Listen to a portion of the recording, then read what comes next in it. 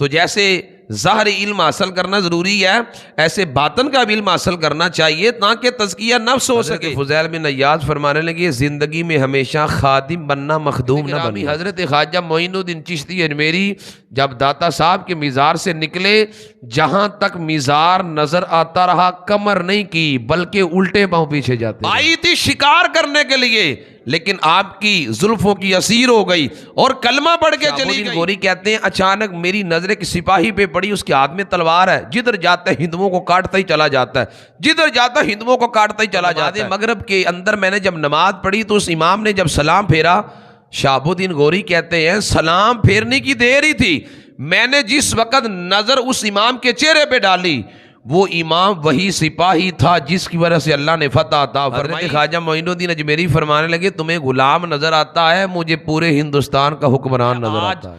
کرسیوں پہ بیٹھنے کے قابل نہیں ہے، وجہ یہ ہے کہ میرا بیٹا مجرموں کے کٹہرے میں کھڑا ہے۔ حضرت خواجہ معین الدین ان کے پاس چلے گئے، جا کر کہنے لگے عورت مقدمہ بیان کرو کیا ہے۔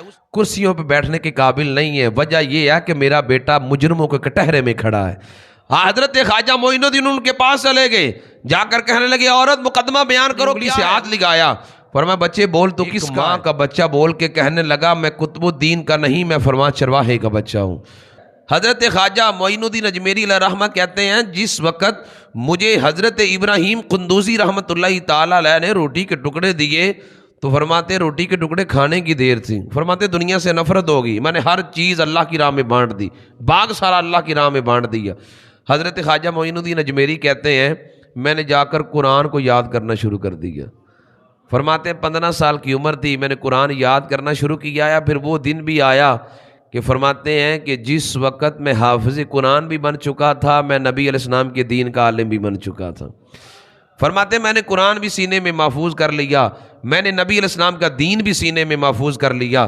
حضرت خواجہ معین الدین چشتی اجمیری رحمۃ اللہ تعالیٰ علیہ کہتے ہیں علم ظاہر کو پڑھنے کے بعد میں علم باطن کی تلاش میں نکلا۔ علم کی 2 قسمیں، ایک علم ظاہری ہے اور ایک علم باطنی ہے۔ علم ظاہری قرآن اور حدیث ہے، علم باطنی یہ دل کی اصلاح ہے۔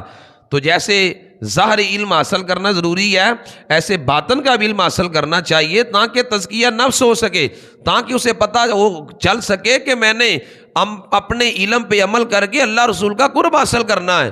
حضرت خواجہ معین الدین چشتی اجمیری کہتے ہیں میں نے علم ظاہر کے بعد علم باطن کی تلاش میں نکلا، فرماتے میں ڈھونڈتے ڈھونڈتے نیشا پور کے ایک قصبہ ہارون میں پہنچا، فرمایا وہاں ایک بہت بڑے اللہ کے ولی تھے حضرت خواجہ عثمان ہارونی رحمۃ اللہ تعالیٰ علیہ۔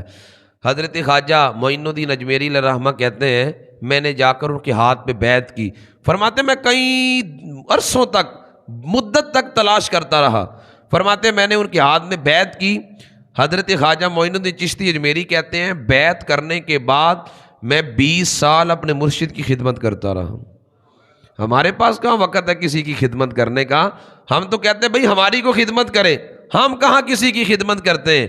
حضرت فضیل بن عیاض رحمۃ اللہ تعالیٰ علیہ سے کسی بندے نے پوچھا مجھے کوئی نصیحت کرے، حضرت فضیل بن عیاض فرمانے لگے زندگی میں ہمیشہ خادم بننا، مخدوم نہ بننا، فرمایا ہمیشہ خدمت کرنے والا بننا، جب تو خدمت کرنے والا بنے گا تو کئی تیری خدمت کرنے والے بھی پیدا ہو جائیں گے، ہمیشہ کسی کی خدمت کرنی چاہیے، کسی کا بھلا کرنا چاہیے۔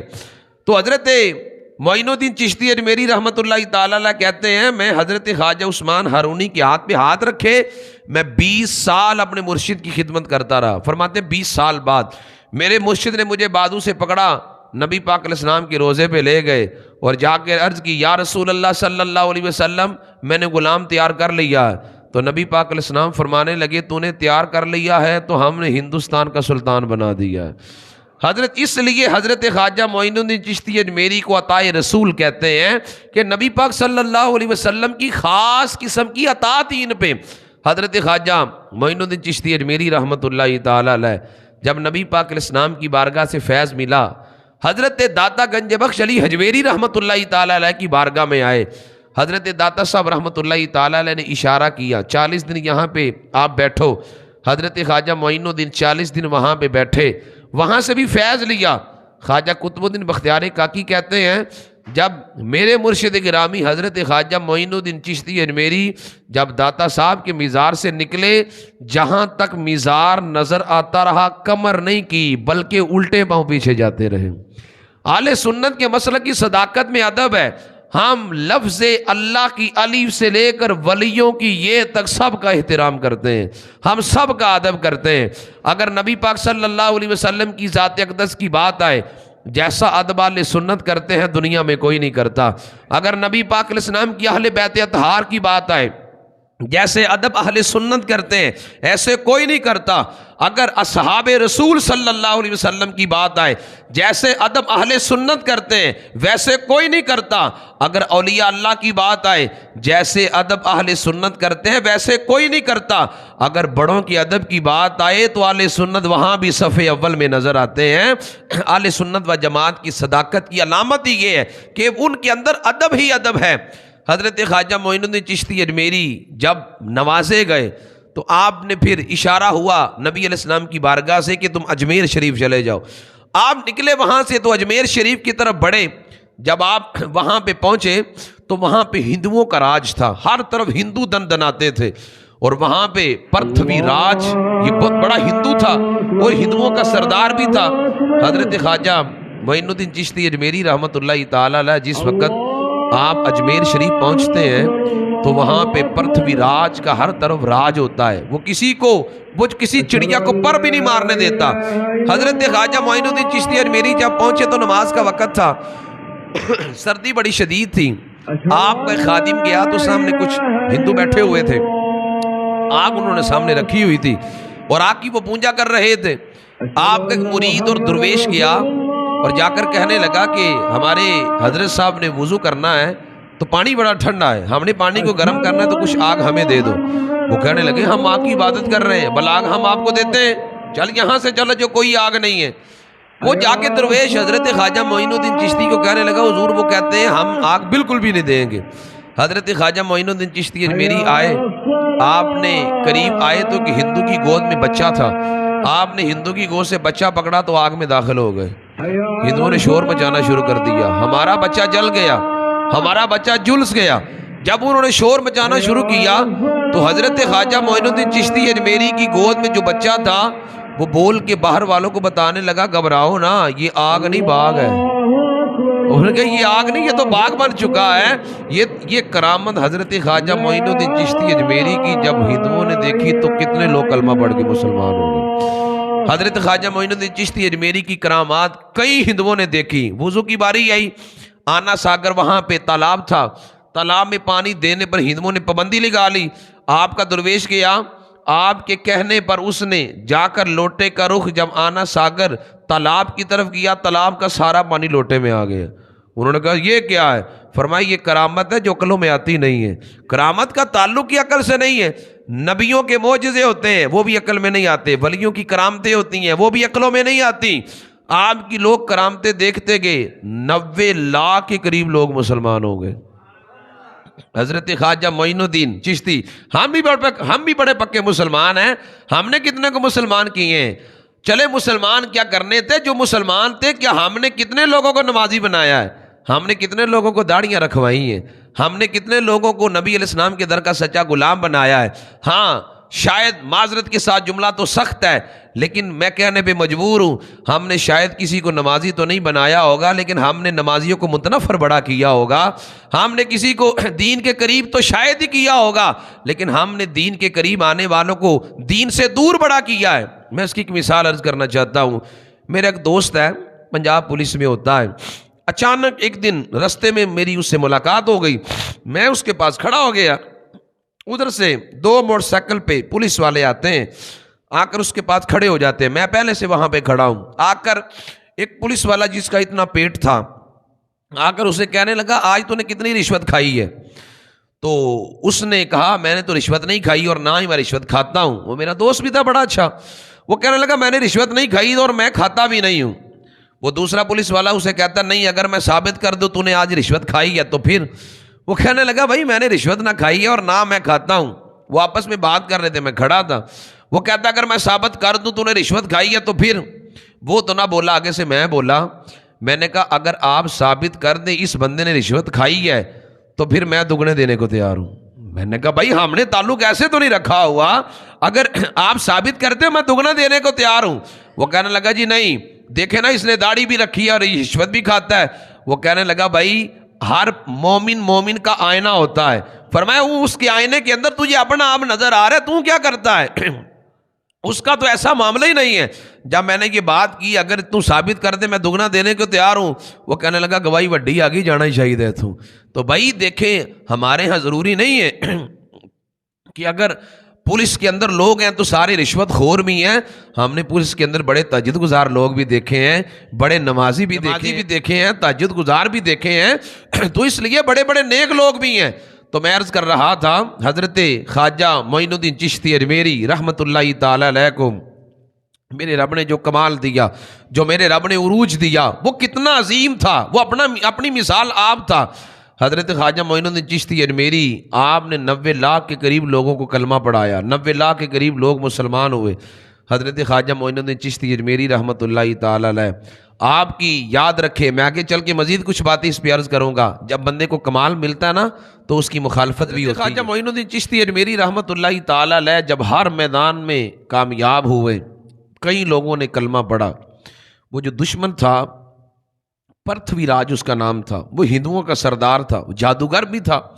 اس نے جب دیکھا میرے سارے حربے ناکام ہو گئے، میں نے ایڑی چوٹی کا زور لگا لیا لیکن میرے سارے حربے ناکام گئے، آخری حربہ اس نے استعمال کرنے کی کوشش کی۔ ذرا اپنے دل کی کھڑکیوں کو کھول کے سننا، اس نے اپنا آخری حربہ استعمال کرنے کی کوشش کی۔ آخری حربہ اس کا یہ تھا، اس نے پرتھوی راج اپنی بیٹی کے پاس گیا، جا کر اپنی بیٹی کو کہنے لگا کہ میں نے خواجہ معین الدین کے خلاف ہر حربہ استعمال کیا ہے لیکن میں ناکام رہا، آخری حربہ میرے پاس صرف رہ چکا ہے۔ وہ حربہ یہ ہے کہ تو میری بیٹی ہے، تو حسن و کمال میں بڑی یکتا ہے، تو بڑی خوبصورت ہے، اگر تو بن سور کے حضرت خواجہ معین الدین کے پاس جائے اور جا کر اگر ان کی نظر ناپاک کرنے میں کامیاب ہو جائے تو میں اپنے مشن میں کامیاب ہو جاؤں گا۔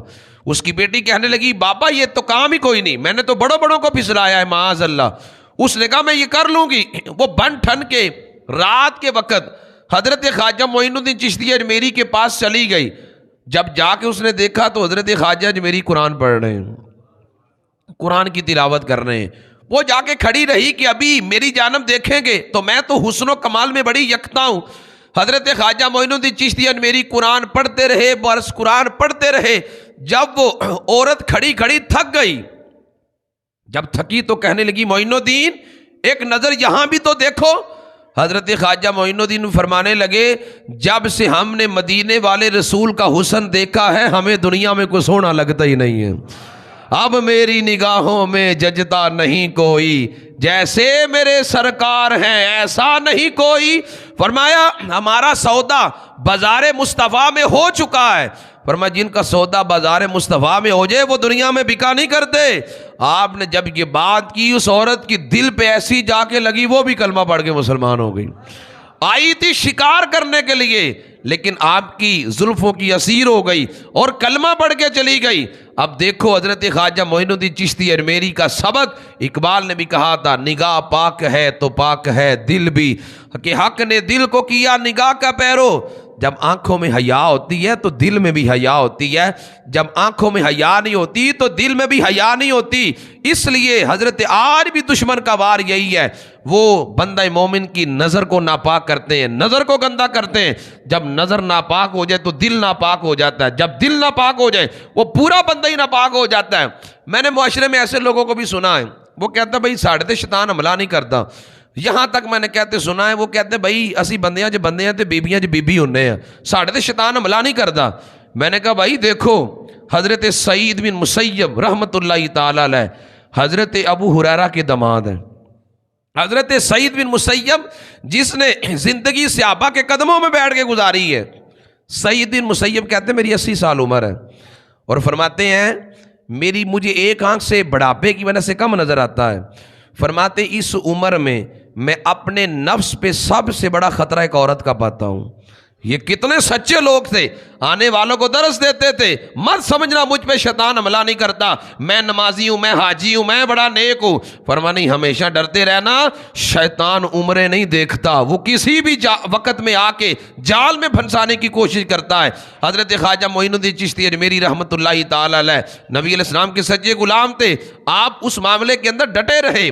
ہندوستان کے اندر مستقل اسلامی سلطنت کی بنیاد رکھنے والے دو لوگ ہیں، ایک کا نام سلطان محمود غزنوی ہے اور ایک کا نام شہاب الدین گوری ہے۔ سلطان محمود غزنوی نے 17 حملے کیے ہندوستان میں سومناتھ کے قلعے کو فتح کرنے کے لیے، لیکن وہ سومناتھ کا قلعہ فتح نہیں ہوتا تھا۔ حضرت ابو الحسن خرقانی نے جب دعا کی تو ولی کی دعا کی وجہ سے سلطان محمود غزنوی قلعے کو فتح کرنے پہ کامیاب ہو گیا۔ اور دوسرا بندہ کہ جس نے مستقل اسلامی سلطنت کی بنیاد رکھی وہ شہاب الدین گوری ہے۔ شہاب الدین گوری کہتے ہیں جب میں اپنے چند سپاہی لے کر پرتھوی راج کے مقابلے میں گیا تو کہتا ہے میرے سپاہی مٹھی بھر تھے، دشمن بڑے تھے۔ شہاب الدین گوری کہتے ہیں میں اللہ کے سہارے پہ نکلا اپنی فوج کو لے کر۔ شہاب الدین گوری کہتا ہے جب میری فوج پرتھوی راج سے ٹکرائی تو شہاب الدین گوری کہتے ہیں میری فوج جب ٹکرائی تو میری فوج نظر ہی نہیں آتی گئی کدھر ہے۔ شہاب الدین گوری کہتا ہے میں کھڑا پریشان تھا کہ مجھے تو شکست ہو جائے گی، میری تو فوج کے لوگ نظر ہی نہیں آ رہے۔ شہاب الدین گوری کہتے ہیں جس وقت میں نے دیکھا کہ میری فوج کہیں مجھے نظر نہیں آتی، شہاب الدین گوری کہتے ہیں اچانک میری نظر ایک سپاہی پہ پڑی، اس کے ہاتھ میں تلوار ہے، جدھر جاتا ہے ہندوؤں کو کاٹتا ہی چلا جاتا ہے، جدھر جاتا ہے ہندوؤں کو کاٹتا ہی چلا جاتا ہے۔ شہاب الدین گوری کہتے ہیں جب میں نے دیکھا تو اللہ نے اس ایک سپاہی وجہ سے مجھے فتح عطا فرما دی۔ شہاب الدین گوری کہتے ہیں جب فتح ہوئی تو میں نے اپنے سپاہیوں کو کہا ڈھونڈو وہ سپاہی کدھر ہے جس کی وجہ سے فتح ملی، بڑا ڈھونڈا لیکن وہ سپاہی نہیں ملا، سپاہی کدھر گیا ہے۔ شہاب الدین گوری کہتے ہیں میں پرتھوی راج کے محل میں داخل ہوا تو اذان مغرب کی آواز آئی تو شہاب الدین گوری کہتا ہے میں نے کہا یہاں تو مسلمان ابھی آئے ہیں تو اذان پہلے کیسے ہو رہی ہے؟ بتایا گیا یہاں کچھ دن پہلے درویش آئے ہیں اس لیے یہاں پہ اذان ہو رہی ہے۔ شہاب الدین گوری کہتے ہیں کہ جس وقت میں مغرب کی نماز پڑھنے اندر گیا تو نماز مغرب کے اندر میں نے جب نماز پڑھی تو اس امام نے جب سلام پھیرا، شہاب الدین گوری کہتے ہیں سلام پھیرنے کی دیر ہی تھی، میں نے جس وقت نظر اس امام کے چہرے پہ ڈالی وہ امام وہی سپاہی تھا جس کی وجہ سے اللہ نے فتح عطا فرمائی۔ آپ تاریخ سے پوچھو وہ کون سا امام تھا کہ جو میدان جنگ میں جائے تو مجاہدوں کا امام بنتا ہے، مسجد میں آئے تو مصلی کا امام بنتا ہے۔ اس امام اور مجاہد کا نام حضرت خواجہ معین الدین چشتی اجمیری رحمۃ اللہ تعالی علیہ تھا کہ جس کی وجہ سے شاندار فتح ملی۔ سلطان محمود غزنوی نے یہاں پہ حملہ کیا وہ بھی فاتح بنا، شہاب الدین گوری نے حملہ کیا وہ بھی فاتح بنا۔ خواجہ معین الدین چشتی اجمیری مسجد میں تشریف فرما تھے، مسجد کے سامنے سے ایک بندہ گزرا، حضرت خواجہ معین الدین چشتی اجمیری کہتے ہیں یہ بندہ کون ہے؟ کہا یہ غلام زادہ ہے۔ غلام زادے کا مطلب یہ خود بھی غلام ہے اور اس کا باپ بھی غلام ہے۔ حضرت خواجہ معین الدین اجمیری فرمانے لگے تمہیں غلام نظر آتا ہے، مجھے پورے ہندوستان کا حکمران نظر آتا ہے۔ پھر وقت آیا کہ وہ بندہ جو غلام تھا، غلام کا بیٹا تھا، پھر وقت وہ بھی آیا کہ جب وہ پورے ہندوستان کا حکمران بنا، سلطان التمش اس کا نام تھا، پورے ہندوستان کا حکمران بنا۔ اور وہ سلطان التمش حضرت خواجہ معین الدین چشتی اجمیری رحمۃ اللہ تعالی علیہ کے مرید حضرت خواجہ قطب الدین بختیار کاکی کا مرید ہوا۔ زندگی کے اندر ایسے لمحات بھی آتے ہیں، زندگی کے اندر ایسے امتحان بھی آتے ہیں کہ جس وقت حضرت خواجہ قطب الدین بختیار کاکی کو اللہ نے کمال دیا، اللہ نے عروج دیا، یاد رکھنا جہاں پہ کمال ہوتا ہے وہاں پہ حسد بھی ہوتا ہے، جہاں پہ عروج ہوتا ہے وہاں پہ حسد بھی ہوتا ہے۔ مت سمجھنا دنیا میں میرا کوئی حسد کرنے والا نہیں ہے، اگر آپ کو اللہ نے کمال دیا ہے، عروج دیا ہے، صلاحیت دی ہے تو آپ کے مخالفین بھی پیدا ہوں گے۔ حضرت قطب الدین بختیار کاکی کو جب عروج ملا، جب کمال ملا، اس وقت کا حکمران، وقت کا وزیر اعظم سلطان التمش حضرت خواجہ قطب الدین بختیار کاکی کے ہاتھ پہ آ کے بیعت ہو گیا، آپ کا مرید ہو گیا۔ آپ اندازہ کریں کہ اگر وقت کا وزیر اعظم بھی سچا مسلمان بن جائے پھر معاشرے میں کتنا حسن پھیلے گا، معاشرے میں کتنا انقلاب آئے گا۔ دلی کی سرزمین میں ہر طرف اسلام کا ڈنکا بجنے لگا ہندو اور سکھ سر پکڑ کے بیٹھ گئے، ہر طرف تو اسلام کا چرچا ہو رہا ہے، ہمیں کون پوچھے گا؟ انہوں نے اپنی ملی بھگت کے ساتھ ایک سازش کی حضرت خواجہ قطب الدین بختیار کاکی کے خلاف۔ حضرت قطب الدین بختیار کاکی کے خلاف سازش یہ کی کہ انہوں نے ایک قاضی اور ایک وزیر کو خرید لیا۔ خریدنے کے بعد کہا کہ ایسی ایک عورت تیار کرو جو عورت آ کے حضرت خواجہ قطب الدین بختیار کاکی پہ الزام لگائے، تاکہ حضرت خواجہ قطب الدین کاکی پر الزام لگے گا، لوگ جب ان سے پیچھے ہٹ جائیں گے ہم اپنے مشن میں کامیاب ہو جائیں گے۔ پھر ایک عورت کو خریدا گیا، وہ عورت ایک دن سلطان التمش جو حضرت خواجہ قطب صاحب کا مرید ہے، آپ کے محل میں آ کے چیخنے لگی، چلانے لگی، دعائیاں دینے لگی۔ سلطان التمش نے پوچھا عورت کو تیرا مسئلہ کیا ہے؟ اس نے کہا مسئلہ میرا بہت بڑا ہے بادشاہ، مسئلہ اتنا بڑا ہے کہ مجھے نہیں لگتا مجھے کوئی انصاف دلوا سکے۔ سلطان التمش بڑا نیک تھا، اس نے کہا اس ذات کی قسم جس نے مجھے زندگی بخشی ہے میں تجھے ضرور انصاف دلوا کے رہوں گا، بتا تیرا معاملہ کیا ہے؟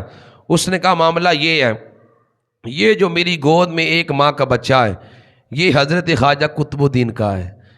سلطان التمش کہتا جب میں نے یہ عورت کی زبان سے لفظ سنے کہ اس گود میں جو بچہ ہے وہ قطب الدین کا ہے، کہتے اتنے لفظ سننے تھے، وہ کہتا ہے میں حیران ہو گیا یہ کیسے ہو سکتا ہے؟ اس نے کہا بی بی تو جانتی ہے تو کیا کہہ رہی ہے؟ عورت کہنے لگی ہاں میں جانتی ہوں میں کیا کہہ رہی ہوں، لیکن مجھے یہ بھی پتا ہے کہ تو ان کا مرید ہے، تو کر کچھ نہیں سکتا، تو مجھے انصاف نہیں دلوا سکتا، میں نے تو بات پہلے کی ہے۔ اس نے کہا اگر بات سچ ہے میں تمہیں انصاف دلوا کے رہوں گا۔ عورت چلی گئی۔ سلطان التمش اپنا تخت پہ بیٹھا ہوتا ہے، اپنا سر پہ جو اس نے پگڑی رکھی ہوتی ہے اس کو اتارتا ہے، تلوار نیچے رکھتا ہے، ننگے پاؤں حضرت خواجہ قطب الدین بختیار کاکی کے پاس جاتا ہے، جا کر رو پڑتا ہے۔ حضرت خواجہ قطب الدین بختیار کاکی مسکرا کے پوچھتے ہیں آج بلا وقت آئے ہو، آنے کا وقت نہیں ہے، خیریت سے آئے ہو؟ ساری بات عورت کی سنائی۔ حضرت قطب الدین بختیار کاکی نے ایک بات بھی اپنی صفائی میں نہیں کہی۔ اس نے سلطان التمش نے کہا حضور آپ کو میرے ساتھ چلنا ہوگا، آپ میرے پیر ہیں، آپ سارا کچھ ہے لیکن میرے ساتھ آپ کو چلنا ہوگا۔ آپ نے ایک بات بھی نہیں کی۔ سلطان التمش کے ساتھ حضرت قطب الدین بختیار کاکی چل پڑے۔ جب چلے تو اس وقت پورے علاقے میں یہ بات پھیل چکی تھی کہ حضرت خواجہ قطب الدین بختیار کاکی کے ساتھ یہ معاملہ پیش آیا ہے، اور یہ بھی ہمارے معاشرے کی تلخ حقیقت ہے، کسی کی اچھائیوں کا تذکرہ اتنا نہیں ہوتا جتنی برائیوں کا تذکرہ ہوتا ہے۔